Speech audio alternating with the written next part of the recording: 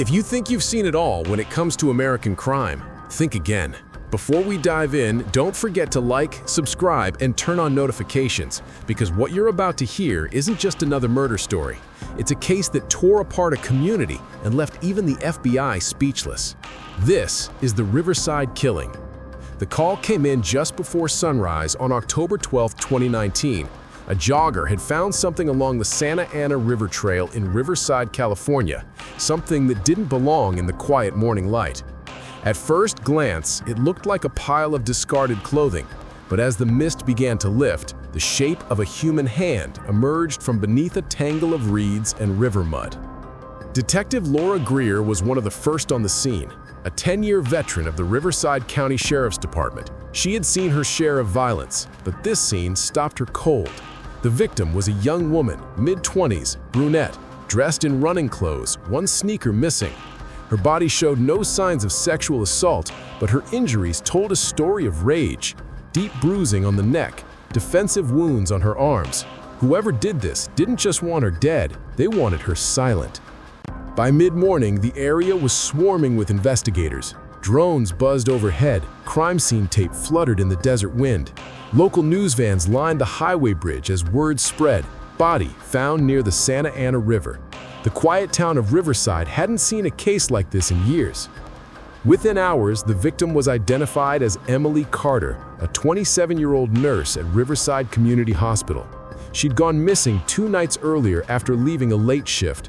Her car, a white Toyota Corolla, was found abandoned in a grocery store parking lot just 3 miles away, keys still in the ignition. Emily was well-liked, responsible, grounded. She had no criminal record, no enemies, and had been in a stable relationship with her boyfriend, Mark Ellison, a firefighter with the local department. On the surface, her life seemed ordinary, but as detectives began peeling back layers of her final days, nothing about the case stayed ordinary for long. When questioned, Mark appeared distraught but cooperative. He told police Emily had been distant the week before she vanished, distracted, as he put it. She'd been receiving anonymous text messages from an unknown number. The messages were short, cryptic, sometimes threatening. One of them, recovered from her phone, read, "You can't hide forever." Phone records traced the number to a disposable burner phone purchased in San Bernardino, 40 miles away. No fingerprints, no traceable ID, just a ghost in the system. Detectives turned to Riverside's network of surveillance cameras. Dozens of feeds from nearby businesses were combed through frame by frame. Then, at 11:23 p.m. on October 10th, 2 nights before the discovery, they found something. Emily's car appeared on a gas station camera at the edge of town. She was in the driver's seat, alone, but behind her, in the reflection of the rear window, there was movement, a shadow, a figure in dark clothing. The person was sitting in the back seat. The footage was grainy, barely visible, but unmistakable. Emily wasn't alone that night. Detective Greer replayed the clip over and over. The figure's head turned slightly, revealing the faint outline of a face partially covered by a hood. Then, within seconds, the car pulled away, disappearing into the darkness toward the direction of the river. Investigators launched a full-scale manhunt. Riverside Police, the FBI's Behavioral Analysis Unit, even California's Department of Justice got involved. The case hit national headlines. Nurse found murdered near riverbank, killer still at large. Tips poured in. A truck driver reported seeing a white sedan parked near the river that night. A homeless man claimed he heard screams near the bridge around midnight, but every lead led to another dead end. Then came the discovery that changed everything. During a second sweep of the riverbank, forensic teams found a torn fragment of cloth lodged between 2 rocks, navy blue fabric with a faint patch logo barely visible through the mud. When cleaned and analyzed, the patch read, "Riverside Fire Department."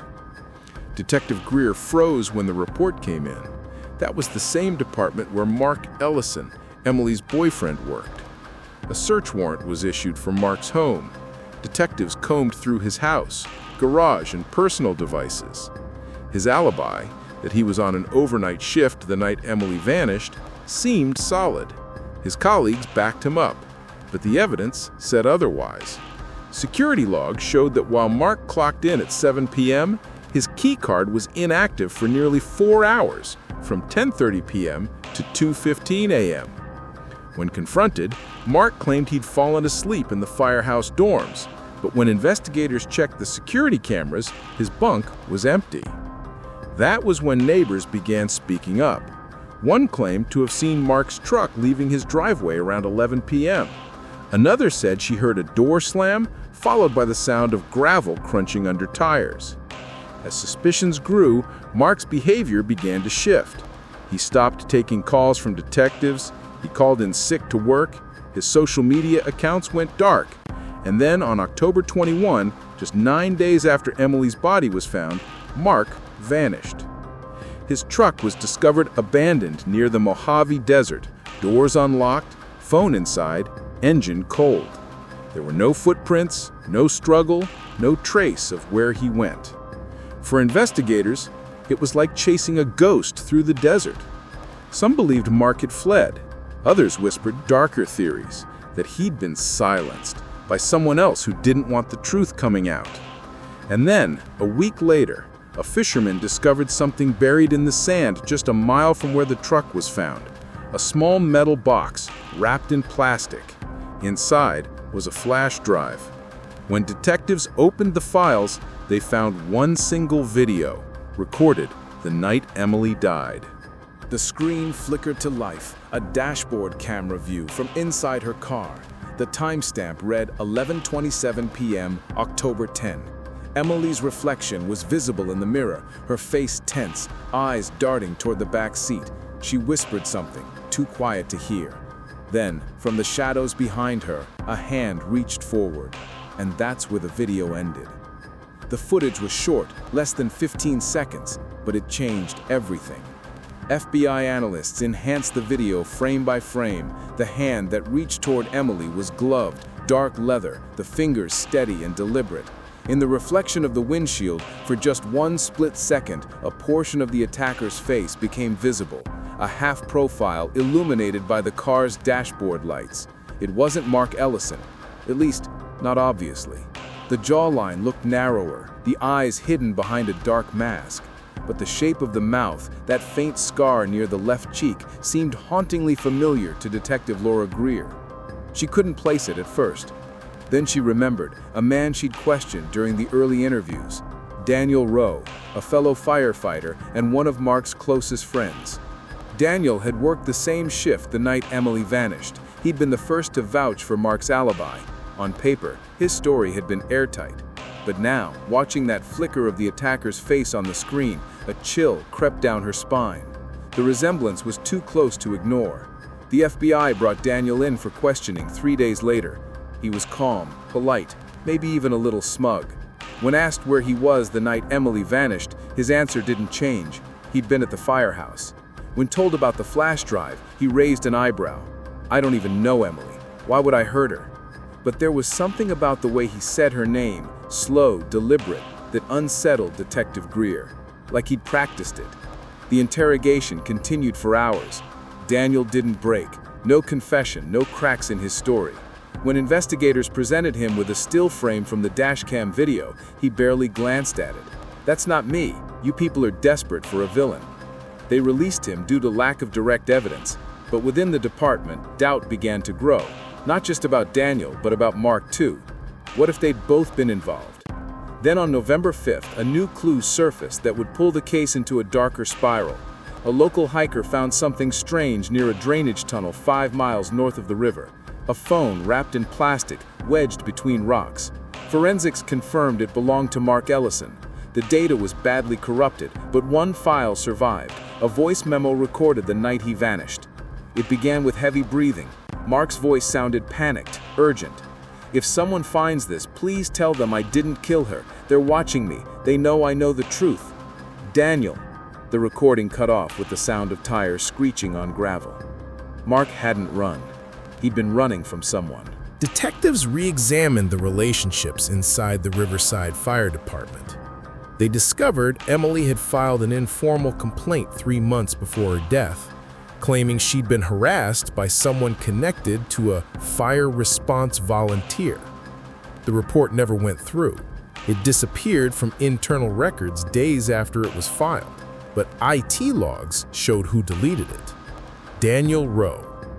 The investigation widened. A subpoena for Daniel's financial records revealed large cash deposits, thousands of dollars transferred over several months from an untraceable account based in Nevada. A deeper probe connected those funds to a private construction company contracted by the city for riverbank repairs, the same area where Emily's body was found. It wasn't just a coincidence. The theory forming among investigators was chilling. Emily had discovered something illegal, perhaps falsified safety reports or misused funds tied to city contracts, and she'd confided in Mark. When Daniel, who had ties to the company, found out, he saw her as a liability. But proving it was another story. The FBI prepared to arrest Daniel again, this time on financial crimes linked to the city contract. Before they could, he disappeared. His apartment was left unlocked, the bed unmade, the shower running. On the kitchen table sat a single piece of paper, a printed screenshot from a news article. The headline read, "Body found near Santa Ana riverbank identified as local nurse." Beneath it, in red ink, someone had written, "You're looking in the wrong place." The handwriting was a match to Daniel's. Over the next 2 weeks, the Riverside community fell into fear. Rumors spread that Daniel had fled across state lines, that Mark was still alive and hiding, that the fire department itself was covering up something bigger. The case dominated national headlines.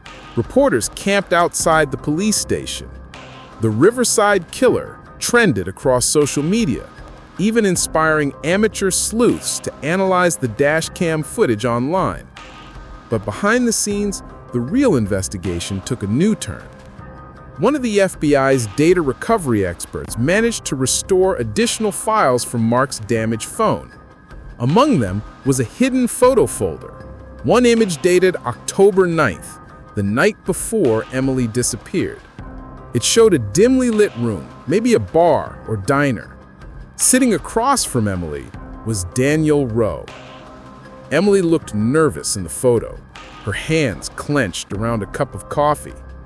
Daniel was leaning forward, speaking to her. The photo was time-stamped 9:47 p.m., 2 hours before the dashcam video. It proved that Emily knew Daniel and that they'd met willingly before the murder. Detective Greer drove to the diner the next morning. The manager confirmed they'd been there, seated at the back corner booth near the window. Surveillance cameras captured them entering and leaving together. The footage was blurry, but showed something crucial. After they left, another man followed them outside. That man was Mark Ellison. Greer's pulse quickened. The narrative had just flipped. What if Emily wasn't caught between one man, but two? The working theory shifted again, a love triangle that turned deadly. But when the FBI cross-referenced timestamps, the puzzle didn't fit neatly. Mark's phone pinged in another part of town minutes after that footage. Someone had used his truck, someone with access to his keys. Detectives began to suspect that the murder and even Mark's disappearance had been carefully orchestrated. Someone had manipulated every piece of evidence to make it seem like both men were suspects or victims. Then, 2 months after Emily's murder, a fisherman dredged a rusted metal barrel from a remote section of the river. Inside was a skeleton, partially decomposed. Dental records confirmed what investigators had feared. It was Mark Ellison. He'd been dead the entire time. The autopsy revealed he'd been killed by blunt force trauma to the head, the same night Emily disappeared.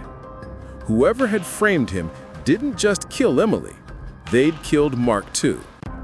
And when detectives cross-referenced the last known GPS data from Daniel's truck, It showed something impossible. The coordinates placed his vehicle in the same isolated stretch of the river, less than 300 feet from where Mark's body was found. But Daniel Rowe was still missing. That's when Detective Greer's phone rang. An anonymous call. A distorted male voice on the other end said just 6 words before hanging up. Check the firehouse basement. Tonight. Detective Laura Greer arrived at the Riverside Fire Department just after midnight. The building was silent. The red engines lined neatly in their bays, reflecting the glow of the security lights. She didn't alert anyone. The call had been anonymous, and she couldn't risk tipping off whoever had made it. The air smelled faintly of gasoline and smoke. Every step echoed through the concrete halls. The firehouse had always been a symbol of safety for Riverside, but tonight it felt like a tomb. She found the basement entrance tucked behind a set of old lockers. The steel door was secured with a heavy padlock, one that wasn't part of the department's standard issue. Greer cut it open and descended into the darkness. The air grew colder the deeper she went. Her flashlight cut through layers of dust and cobwebs until she reached the bottom. Rows of unused storage shelves stretched before her, stacked with broken equipment, old hoses, and forgotten supplies. But at the far end of the room, half hidden behind a tarp, was something that didn't belong. A wooden workbench covered with tools, photographs, and files. Pinned to the wall above it were dozens of newspaper clippings, all about Emily Carter. Her graduation photo, her hospital ID, articles about her murder. Every detail obsessively documented. On the table sat a small black notebook. Inside were handwritten entries, dates, times, and notes about the investigation. Each page corresponded with key events that only law enforcement should have known. It was a record of the investigation, written by someone inside the department. And on the final page, in rushed handwriting, were the words, "They think it's Daniel, but it's not him." Greer's heart pounded. Someone had been monitoring the case from within the force. Someone feeding false information, manipulating every move. A faint sound broke the silence, the creak of a door opening upstairs. She froze. Footsteps echoed across the firehouse floorboards, growing closer, deliberate. Greer killed her flashlight, her hand resting on her holster. The steps descended the stairs, slow and heavy. Then a voice, calm, familiar. "Detective Greer, you shouldn't be here." She turned the light back on. Standing at the bottom of the stairs was Captain Richard Hayes, the fire chief, Mark and Daniel's commanding officer. Greer's throat tightened. "You knew," she said. Hayes sighed, stepping into the light. His expression was almost weary. "You were supposed to leave this alone. Emily found out something she shouldn't have. She went to Mark, and he came to me. He begged me to help her." Greer raised her weapon. "Help her? You killed her!" He didn't flinch. "No, Daniel did that part, but it wasn't supposed to happen this way." He walked closer, eyes glinting in the beam. "Daniel wasn't stable. He started asking questions about the contracts, the ones we falsified to fund our overtime budget. He thought Emily was going to expose us. He acted on his own. When I found out, I tried to clean it up. By killing Mark," Hayes nodded slowly. "He knew too much. He wouldn't stop digging. He wanted to go to the police. I couldn't let that happen." The weight of the confession filled the room. Greer's pulse hammered in her ears. She'd spent months chasing shadows, and now, standing before her was the man who'd orchestrated it all, the one no one suspected, the hero of the city. "Where's Daniel now?" she asked. Hayes smirked. "You already found him." He pointed toward the corner of the basement. Behind a row of crates sat a large sealed freezer chest. The smell hit her before she reached it, sharp and unmistakable. She flipped the lid open. Inside was the body of Daniel Rowe, frozen, his face pale and eyes wide in a silent scream. "Daniel was a liability," Hayes said softly. "He thought we were covering up a murder. He didn't realize we were covering up something much bigger." Greer's grip on a gun tightened. "You're under arrest." Hayes chuckled.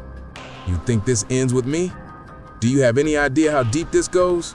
City contracts, police, even the mayor's office, they all knew.